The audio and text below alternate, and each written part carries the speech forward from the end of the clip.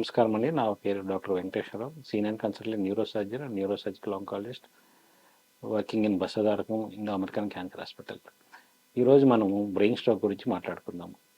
Stroke అంటే ఏంటి, brain stroke ఎలా వస్తుంది, ఎవరిలో వస్తుంది, ఎందుకు వస్తుంది అనేది మనం తెలుసుకుందాం. స్ట్రోక్ అనేది మీకు అందరికీ తెలిసింది. హార్ట్ స్ట్రోక్ అంటాము, బ్రెయిన్ స్ట్రోక్ అంటాము. హార్ట్ స్ట్రోక్ ఎవరిలో వస్తుంది? యూజువల్గా పెద్ద వయసు ఉన్న వాళ్ళనే వస్తుంది. అలా కాకుండా బ్రెయిన్ స్ట్రోక్ కూడా పెద్ద వయసు వాళ్ళలో కూడా రావచ్చు. కానీ ఎందుకు వస్తుంది, ఎలా వస్తుంది అనేది ముందు తెలుసుకుందాం. అసలు స్ట్రోక్ అంటే ఏంటి, ఎప్పుడు వస్తుంది అనేది తెలుసుకుందాం. మనకి సడన్గా మనకి ఏం తెలియదు. స్ట్రోక్ అనేది ఎప్పుడు ఎవరిలో ఎలా వస్తుందో అనేది ఎవరికి ఏమీ తెలియదు. ఉదాహరణకి సడన్గా ఒక్కసారి హార్ట్ స్ట్రోక్, మనకి హార్ట్ అటాక్ తీసుకున్నాం అనుకోండి, ఉదాహరణకి ఎవరికైనా చెప్పి వస్తుందా? లేదు. అలాగే బ్రెయిన్ స్ట్రోక్ కూడా ఎవరికి ఎప్పుడు ఎలా వస్తుందో ఎవరికి ఏమీ తెలియదు. దీన్ని మనం రెండు రకాలుగా విభజించుకోవచ్చు. ఒకటి ఇస్కెమిక్ స్ట్రోక్ అంటాము, రెండు హెమరేజిక్ స్ట్రోక్ అంటాము. సో ఇస్కెమిక్ స్ట్రోక్ అంటే ఏంటంటే మన బ్రెయిన్ అంతా రక్తనాళాలతో నిండి ఉంటుంది. అది కుడి పక్క అయినా కానీ ఎడమ పక్క అయినా కానీ. ఇస్కీమియా అంటే బ్లడ్ సప్లై అనేది ఆగిపోవటము. హెమరేజిక్ అంటే రక్తనాళం పగిలిపోవటము. సో డిఫరెన్స్, తేడా అనేది గమనించాలి. ఇస్కెమిక్ స్ట్రోక్ అంటే ఆ పర్టికులర్ ఏరియా, మనం ఉదాహరణ తీసుకుంటే బ్రెయిన్లో చాలా టెంపోరల్ లోబ్ అంటాము, పెరాటల్ లోబ్ అంటాము, ఆక్సిపిటల్ లోబ్ అంటాము, డీప్ బ్రెయిన్ అంటాము. ఈ ఏరియాలో ఎక్కడైనా బ్లడ్ సప్లై ఆగిపోతే, పర్టికులర్ రక్తనాళం నుంచి, చిన్న రక్తనాళం నుంచి బ్లడ్ సప్లై ఆగిపోతే దాన్ని ఇస్కెమిక్ స్ట్రోక్ అంటాము. అలా కాకుండా రక్తనాళం అనేది పగిలిపోతే దాన్ని హెమరేజిక్ స్ట్రోక్ అంటాము. ఓకే, ఏదైనా సరే, అది ఇస్కెమిక్ స్ట్రోక్ అయినా సరే, హెమరేజిక్ స్ట్రోక్ అయినా సరే, యూజువల్గా ఇది అనేది 60 నుంచి 70 సంవత్సరాల మధ్యలో పెద్ద వయసులో ఉన్న వాళ్ళకి ఎక్కువగా వస్తుంది. ఎలా వస్తుంది అనేది మనం తెలుసుకుందాం. ఒకటి, ఈ స్ట్రోక్ అనేది సడన్గా వస్తుంది. అది వచ్చే పార్ట్ని బట్టి మనకి లక్షణాలు అనేది తెలుసుకుంటాం ఉంటాయి. ఉదాహరణ తీసుకుంటే మనకి డీప్ బ్రెయిన్లో క్యాప్సులో గ్యాంగ్లియానిక్ రీజన్ అని ఉంటుంది. అది ఒకవేళ ఇస్కెమిక్ స్ట్రోక్ సడన్గా వచ్చింది అనుకోండి, సడన్గా ఉదాహరణకి కుడిపక్క స్ట్రోక్ వస్తే, కుడిపక్క బ్రెయిన్లో స్ట్రోక్ వస్తే ఇస్కెమిక్ స్ట్రోక్ అనుకుందాము.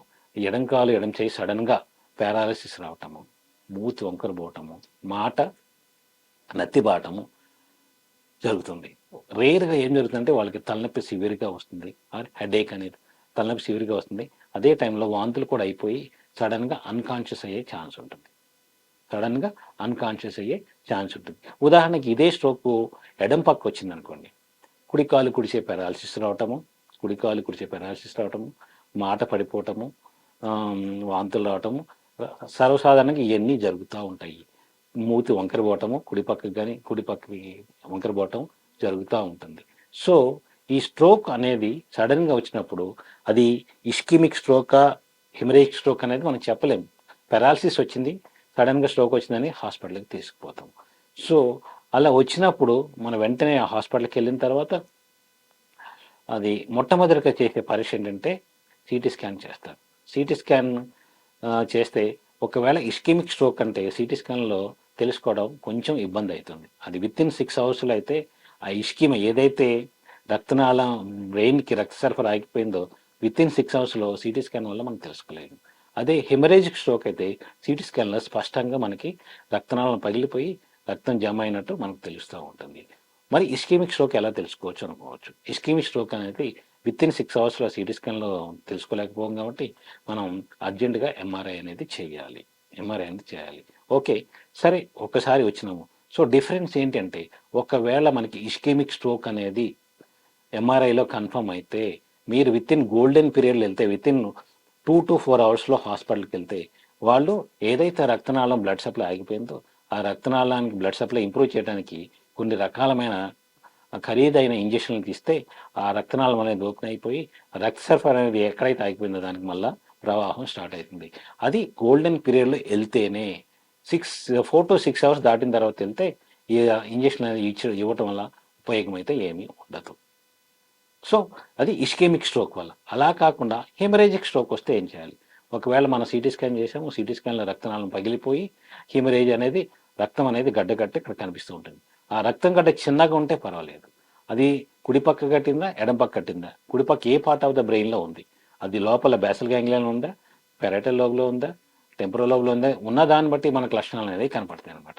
ఒకవేళ హెమరేజిక్ స్ట్రోక్ అయితే ఆ రక్తగడ్డ పరిమాణం ఏదైతే రక్తం జమ అయిందో దాని పరిమాణం బట్టి ట్రీట్మెంట్ అనేది ఉంటుంది. ఒకవేళ రక్తం గడ్డ చిన్నగా ఉంటే మందులు ఇచ్చి ట్రీట్మెంట్ ఇవ్వడానికి ప్రయత్నిస్తాం. అలా కాకుండా రక్తం గడ్డ చాలా పెద్దగా ఉంటే దాన్ని ఆపరేషన్ చేసి ఏదైతే రక్తం గడ్డ ఉందో అది తీసేయాల్సి వస్తుంది. సో అసలు స్ట్రోక్ ఎందుకు వస్తుంది మనకి అని దానికి కారణాలు తెలుసుకోవాలి. మనం సర్వసాధారణంగా చూసుకుంటే ప్రపంచ జనాభాలో ఎవరికి చూసుకున్నా 100లో 70 మందికి 60 మందికి బీపీ షుగర్ ఉంటాయి. So major risk factors for stroke అంటే మనం ముందు చెప్పుకోవాలంటే ఒకటి బీపీ ఉండటం వల్ల, 2 షుగర్ ఉండటం వల్ల. ఈ బీపీ షుగర్ ఉండటం వల్ల ఏదైనా ఇస్కెమిక్ స్ట్రోక్ రావచ్చు, హెమరేజిక్ స్ట్రోక్ రావచ్చు.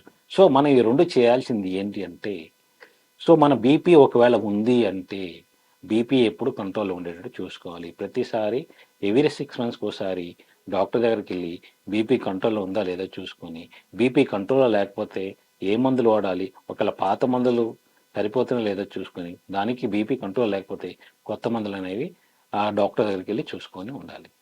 అంటే ఎన్ని మందులు వాడినా ఒకసారి చాలా ఎక్కువ బీపీ ఉంటుంది. ఒక్కోసారి ఎక్కువ బీపీ ఉంటే అది కారణాలు ఏంటో తెలుసుకొని దాని తగ్గ మందులు వాడాలి, చూసుకొని మందులు వాడాలి. అలా కాకుండా మనకి అందరికీ తెలిసినట్టే లైఫ్ స్టైల్ మాడిఫికేషన్ అనేది మేజర్ ఇంపార్టెంట్ మనం చేయాల్సిన పని.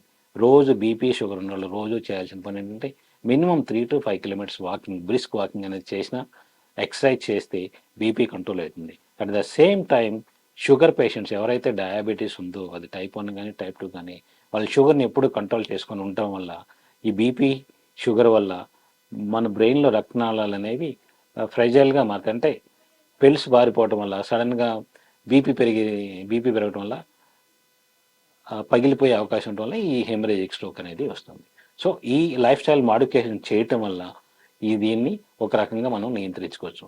అట్లా కాకుండా ఒక్కొక్కసారి మనకు స్ట్రోక్ అనేది యూజువల్గా ఓల్డర్ పర్సన్ చూస్తామని చెప్పినాను. అలా కాకుండా ఒక్కొక్కసారి కొంతమందిలో పడుచు పిల్లల్లో కూడా స్ట్రోక్ వచ్చే అవకాశం ఉంటుంది. అది 20 ఏళ్ళలో రావచ్చు, 30 ఏళ్ళలో రావచ్చు, 40 ఏళ్ళలో రావచ్చు, 10 ఏళ్ళలో కూడా వచ్చిన దాఖలాలు అయితే మన దగ్గర ఉన్నాయి. అలాంటప్పుడు ఆ స్ట్రోక్కు సంబంధించిన కారణాలు ఏమైనా ఉన్నాయా అనేది మనం పరీక్షలు చేసుకొని తెలుసుకొని దాన్ని నివారణ చేసుకోవచ్చు.